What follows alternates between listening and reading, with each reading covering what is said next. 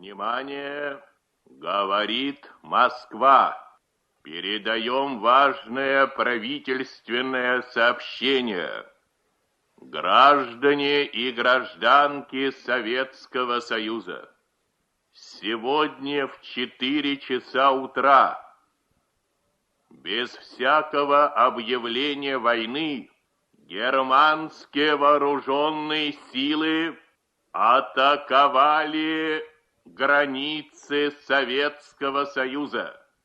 Началась Великая Отечественная война советского народа против немецко-фашистских захватчиков.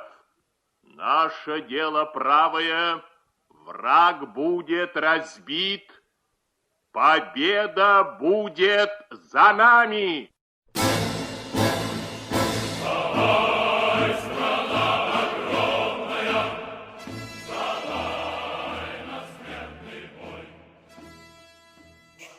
Мен Ибраимов Айжан Жалал Абад областынын Нокен районуна караштуу Арал айылында номер 36 Масыралы Мамаев атындагы орто мектебинин 8 классынын окуучусумун. Менин чоң атам Ибраимов Ражап 1924 жылы 10 майда интернационал азыркы Арал айылында жумушчунун үй бүлөсүндө туулган. 1941 жылы согуш майданына аттанган. Менин чоң атам Рязань, Орловский шаарларында душманга каршы ок аткан.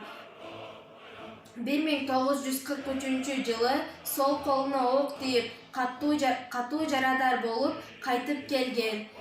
Бир нече орден медалдар менен сыйланган. 1993 жылы 5 майда дүйнөдөн кайткан. Мен чоң атамдын эрдиктери менен сыймыктанам.